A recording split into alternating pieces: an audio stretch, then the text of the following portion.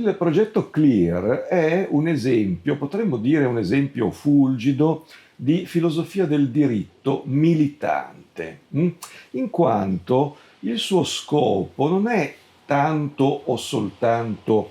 teorico, ma è anzitutto uno scopo pratico. Potremmo dire uno scopo di formazione civile. Invero,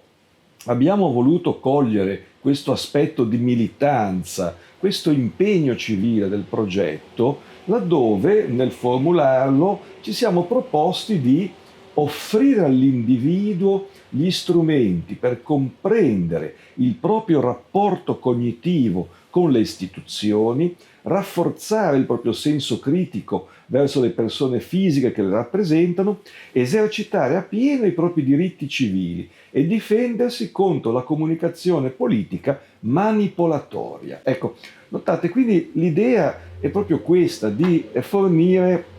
a qualunque persona che si trovi a vivere all'interno di un'organizzazione giuspolitica che possiamo considerare Stato di diritto, quegli strumenti che permettano di capire meglio cos'è lo Stato di diritto e quindi anche quando si trovano in un dibattito relativo allo Stato di diritto o alle sue alternative,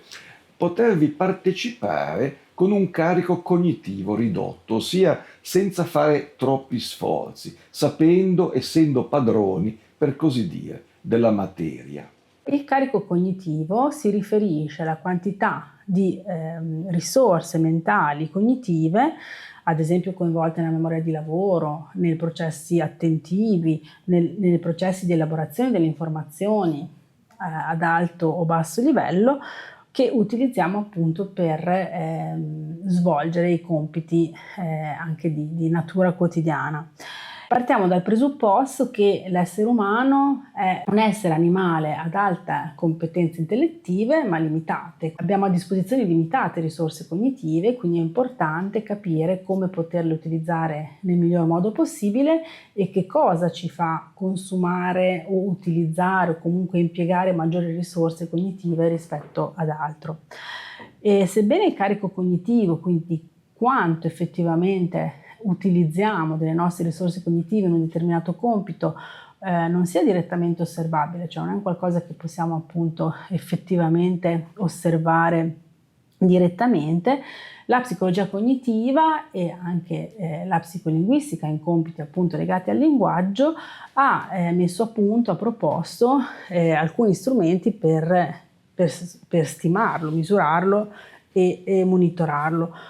Strumenti che si diversificano a seconda appunto della soggettività o oggettività della misurazione.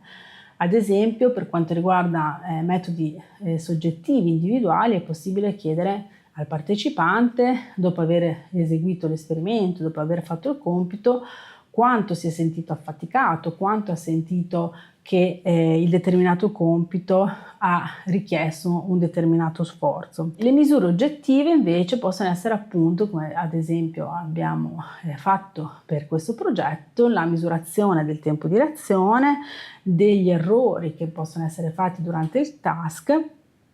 o anche di quanto è possibile misurare in termini anche di lunghezza del compito. La nostra ipotesi iniziale è che il concetto di Stato di diritto è più complesso rispetto al concetto del governo degli uomini. Tra l'altro, anche gli elementi che compongono il concetto di Stato di diritto sono più astratti rispetto agli elementi che compongono il concetto del governo degli uomini. Di conseguenza, lo Stato di diritto ha un carico cognitivo molto più alto, secondo la nostra ipotesi, rispetto al governo degli uomini.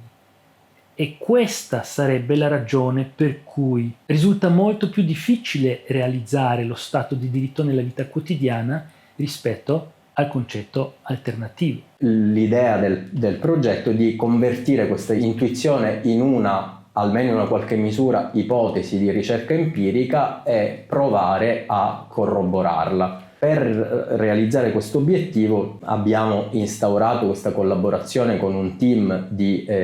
psicologhe dell'Università di Bologna e provato in qualche modo a operazionalizzare la tesi della controintuitività dello Stato di diritto in una maniera tale che rendesse possibile sottoporla ai protocolli sperimentali utilizzati dalle nostre colleghe.